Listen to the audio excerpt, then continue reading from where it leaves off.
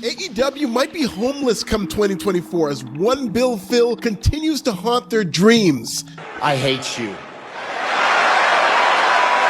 Raw is set to announce its new TV deal soon, and Warner Bros. Discovery remains a contender publicly. That is, assuming WBD is serious about working with WWE. Or is there something more sinister going on here?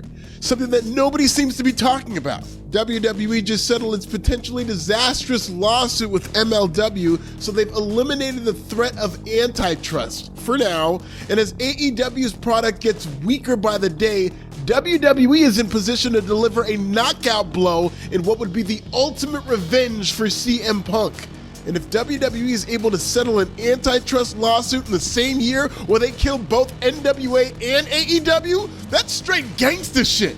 Pull out the Glock, put it on his forehead, and spill his brains all over the concrete. Like when OJ won that double-homicide lawsuit. WBD is still in talks with WWE about potentially bidding for Raw. They seem more than ready to leave AEW high and dry, word to Liv Morgan in Florida. The streets say WBD might be using WWE for leverage against AEW because Warner Bros. Discovery wants to pay as little as possible while still keeping AEW. If so, that'd be a savage business move and not too much of a stretch. Remember, WBD is up to its frog eyes in debt, and it would actually be a shrewd move for David Zaslav to threaten to strike a deal with WWE just to get AEW to come down a bit in price. AEW, on the other hand, has very little leverage as there haven't been any public suitors for AEW outside of WBD.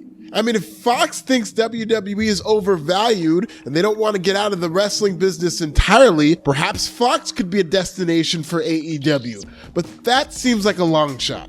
Either way, AEW picked the wrong year to decline year over year in TV ratings and attendance, all while losing Jade Cargill and CM Punk. Today's price is not yesterday's price, and AEW has basically gone from the 2022 Jacksonville Jaguars, who overachieved in the playoffs, to the 2023 Jacksonville Jaguars, who are falling apart at the seams with injuries and a losing streak. CM Punk is hot right now in WWE. So hot, it could be the front of Liv Morgan's blunt. Come on, Florida, it's just a little weed, relax.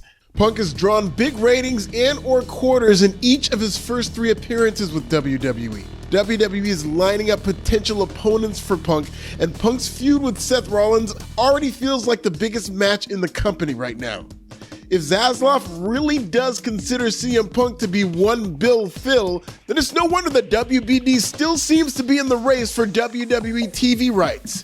Tony Khan may have been able to quit Phil Brooks, but that doesn't mean Zaslav has to. Honestly, this is hilarious. Tony Khan fired CM Punk, but WBD still seems to be in the CM Punk business. This is starting to feel like the end of the Sixth Sense for AEW, where it wasn't CM Punk who got fired, it was AEW who was dead this whole time. WWE wants around $400 million per year for Raw, and I just don't see WBD paying that price unless they drop the NBA.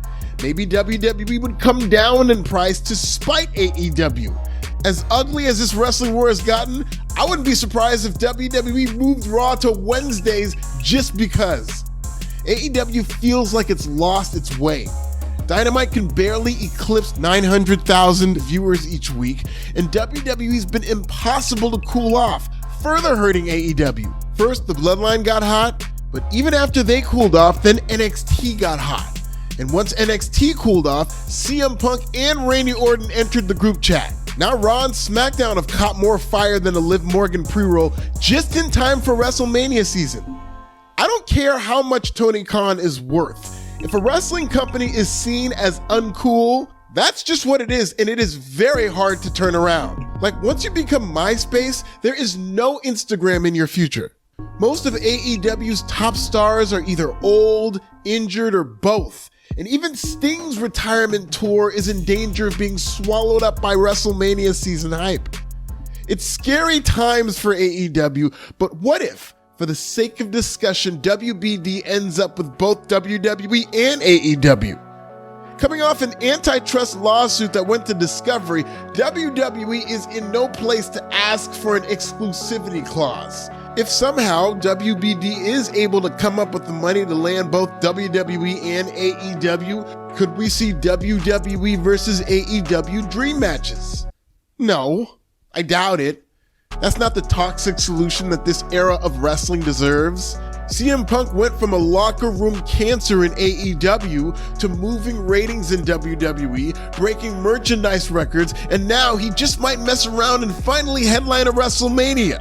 CM Punk is being rewarded despite his red flags. In fact, Punk is turning his red flags into brass rings, and you are now witnessing, in real time, what the wrestling business is all about. Money over morals.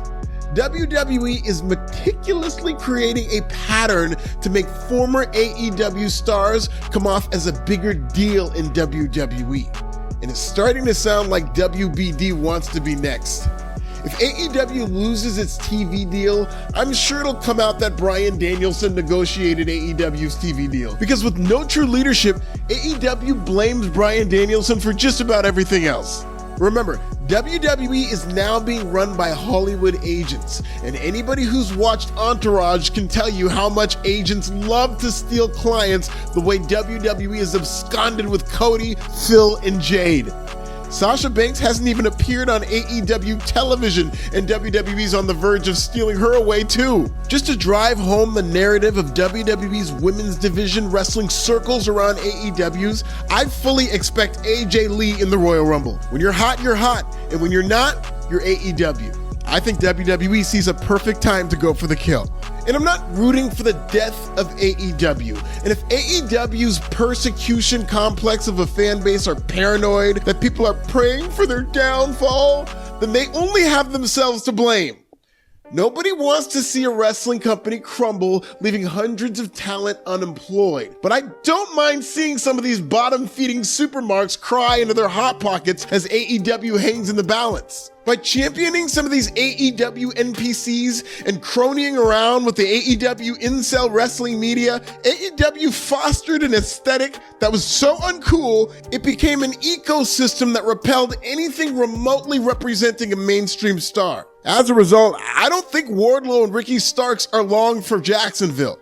And Cody Rhodes recently predicted that MJF will eventually wind up in WWE. Expect Andrade and Miro's feud to end in a Falls Count Anywhere match where the finish takes place backstage, next to Triple H at a WWE event. The second CM Punk became a free agent, I got on this app and predicted he'd go to WWE strictly so the company can kill AEW. This is why WWE will eventually bring back CM Punk. The wrestling gossip sites are saying Punk is on his way back to WWE come Survivor Series in Chicago. Because of course he is. And it has nothing to do with mending fences. It has nothing to do with Chicago. It has nothing to do with money. It's so WWE and Cousin Phil can stick it to AEW. I don't think WWE knows or cares whether or not CM Punk will implode. I don't think CM Punk and Triple H are actually friends now, and that all has been forgiven. Both parties have a common enemy, and while Punk is still upright and sane, WWE is going to employ him as Weapon X. WWE ran Cousin Phil against AEW Collision when he appeared on NXT Deadline. They booked him on a Saturday house show in LA on the same night as AEW Collision, where they'll be showing him off to WBD executives like a tatted up racehorse. And now they just might checkmate AEW by using CM Punk as a bargaining chip to steal AEW's TV deal right in their face. This CM Punk comeback tour is not about mending fences. It never was.